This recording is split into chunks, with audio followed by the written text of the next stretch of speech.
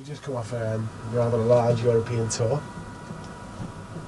which was great for cementing the new songs live. I don't think we've ever been a better live band than we are right now. In fact, I think this is the best time there's ever been in Anathema. This is the best time that we've ever had together.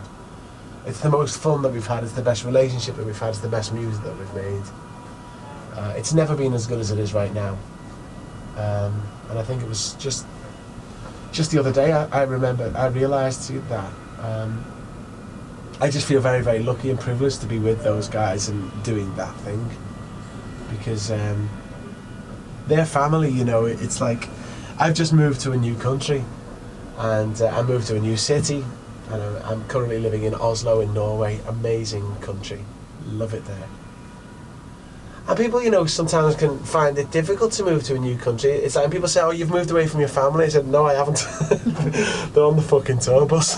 You know, it's great, and for that reason, it's great to be able to go to a place like Norway and have this headspace and feel, you know, like inspired and encouraged to do other things, and then go back and meet the lads, and it's like, you know, just like getting on a bike. Oh, it's us again, right? Here we go, my best friends, and obviously everybody's working really, really hard to make the music sound as good as possible live now, and we've learned to play with, you know, a few backing tracks and click tracks to really keep it in time, and so there have been lessons learned there. I think when we prepare the next album, when we rehearse the next album, rehearse the drum parts and everything, there will be quite a lot of lessons learned.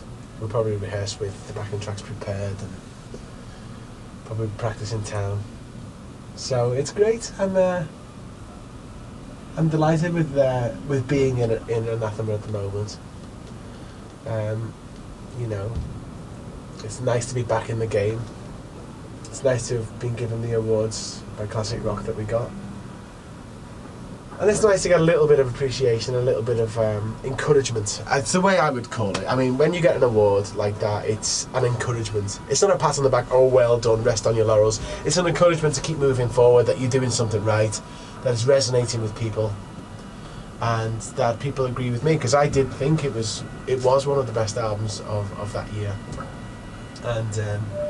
And a few people agree, and that's lovely, you know, and let's see if we can't make a better one. That's the idea.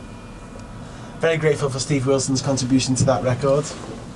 I would say mixing that record with him is one of the few real highlights that I've had in music. It was just a pleasure, you know. It wasn't a headache for either one of us, probably a little bit more of a headache for him than it was for me.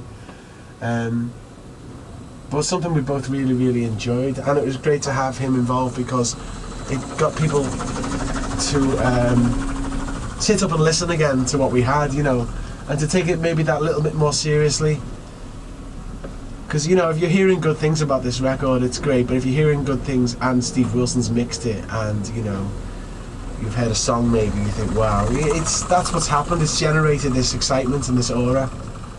And apart from anything else, he did a really, really good job. He was like a filter for that. Because I'd be sitting behind him, throwing ideas every 30 seconds. Stop the tape. This. Okay. Stop the tape. This. Stop. And I just went through everything with him. He never once lost his concentration. He never lost his focus. And he never lost the ability to step back and just take 5 minutes. Okay, I think you might be right there. I don't agree there. So that was great. He was like the filter, really, for all the good ideas to go through and the bad ones to remain behind. So that was a great privilege. And when we finished that record and it was finally mixed, it was a real high point for me. I felt on top of the world, and I felt like I should have done it, actually. I felt like writing a letter of gratitude to every member of Anathema for the support. I felt so supported by them and so encouraged and vindicated, and it was really, really nice.